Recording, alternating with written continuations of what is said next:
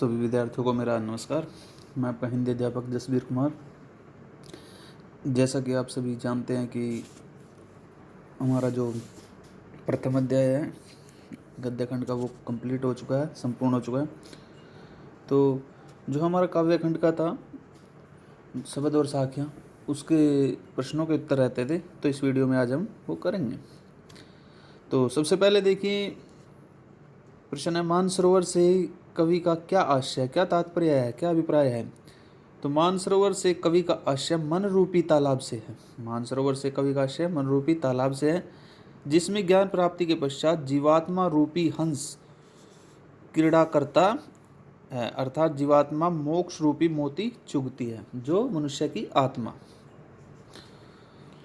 कवि ने सच्चे प्रेमी की क्या कसौटी बताई है। कवि ने सच्चे प्रेमी की कसौटी पर प्रकाश डालते हुए कहा है कि ईश्वर का एक प्रेमी जब दूसरे प्रेमी से मिलता है तो विषय वासनाओं रूपी विष भी अमृत में होता है जहर, प्रभु भक्ति रूपी अमृत में बदल जाता है। एक सच्चा प्रेमी प्रभु की चर्चा करता है, जिससे सबके हृदय में आनंद एवं सुख की अनुभूति होती है।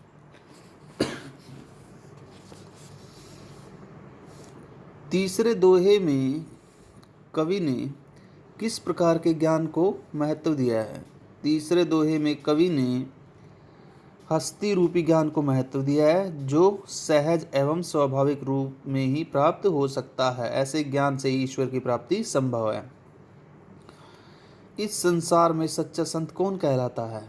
संत कवि कबीरदास ने बताया है कि सारा संसार पक्ष विपक्ष के विवाद में फंसा हुआ है, किंतु सच्चा संत वह कहलाता है जो निष्पक्ष किसी भी पक्ष में न हो, संभाव से ईश्वर का भजन करता है। अंतिम दो दोहे के माध्यम से कबीर ने किस तरह की संकीर्णताओं की ओर संकेत किया है।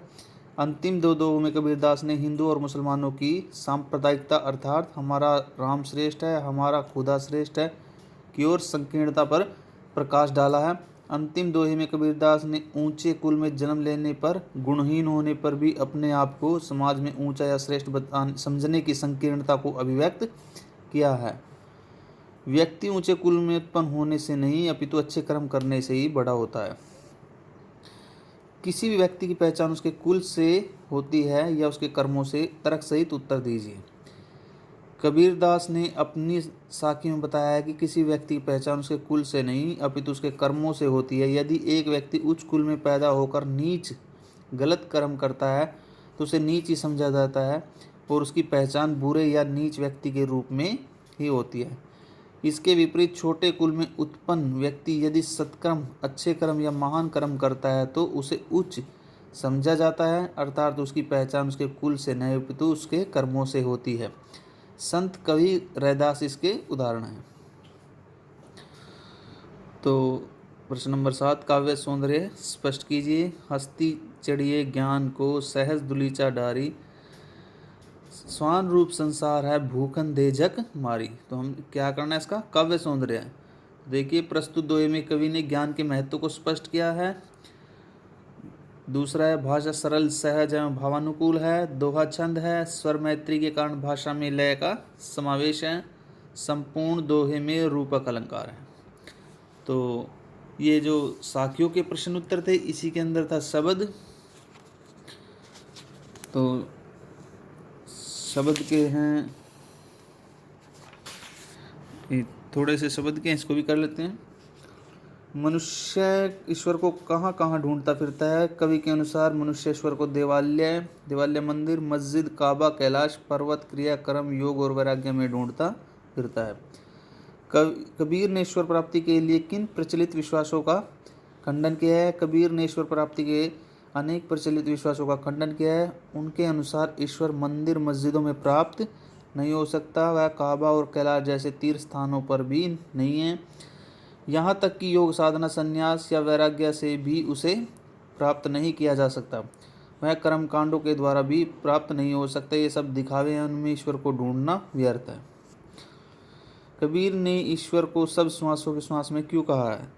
कबीर का मत है कि ईश्वर घट घट में समाया हुआ है, इसलिए वह प्रत्येक प्राणी की सांस सांस में समाया हुआ है। वह प्रत्येक प्राणी के हृदय में विद्यमान है। कबीर ने ज्ञान के आगमन की तुलना सामान्य हवा से न कर आंधी से क्यों की? कबीर की दृष्टि में ज्ञान आगमन और आंधी की प्रवृत्ति एक समान है, इसलिए उन्होंने ज्ञान के आगमन की तुलना आंधी से की है। जिस प्रकार आंधी के आगमन से आने से पृथ्वी पर पड़ी व्यर्थ वस्तुएं उड़ जाती हैं और पृथ्वी स्वच्छ हो जाती है, उसी प्रकार ज्ञान के आगमन से मनुष्य के मन में व्याप्त भ्रम और दुविधाएं नष्ट हो जाती है और उनके स्थान पर ईश्वर की भक्ति उत्पन्न हो जाती है। इसलिए कबीरदास ने ज्ञान के आगमन की तुलना सामान्य हवा से या सामान्य हवा की अपेक्षा आंधी से की है। ज्ञान की आंधी का भक्त के जीवन पर क्या प्रभाव पड़ता है? कबीरदास के अनुसार ज्ञान की आंधी आने से भक्त के मन में सभी प्रकार की भ्रम व दुविधा की स्थिति समाप्त हो जाती है। उसके मन में ईश्वरीय प्रेम जो प्यार होता है उत्पन्न हो जाता है, अज्ञान या अविवेक नष्ट हो जाता है, वह ईश्वर की भक्ति में लीन होकर अनुपम आनंद की अनुभूति करने लगता है। तो लास्ट अंतिम प्रश्न देखिए, भाव स्पष्ट करना है। हित चित्त की द्वे थूनी गिरानी मोह बलिंडा टूटा। इसका भाव है, इस पंक्ति में स्पष्ट किया गया है कि ज्ञान के आगमन से साधक जो होता है, जो भक्त के मन में सभी प्रकार के भ्रम और मन की दुविधा रूपी दो थूनी गिरकर टूट जाती है, अर्थात मन की दुविधा की स्थिति समाप्त हो जाती है और सांसारिक मोह रूपी बल्ली भी टूट जाती है। कहने का भाव है कि मानव को ईश्वरीय ज्ञान होने पर उसके मन में भ्रम दुविधा या मोह के बंधन टूट जाते हैं। आंधी पीछे जो जल बूटा प्रेम हरिजन बीनो। प्रस्तुत पंक्ति में कवि ने यह समझाने का सफल प्रयास किया है कि ज्ञान के आने पर अर्थात मानव को ज्ञान प्राप्त हो जाने पर ईश्वर भक्ति की जो वर्षा होती है उसमें ईश्वर का भक्त पूर्णतः भीग जाता है, अर्थात ईश्वर भक्ति में मगन हो जाता है। तो ये शब्द और साखियों के जो अभ्यास के प्रश्न उत्तर थे वो सभी याद करें। धन्यवाद।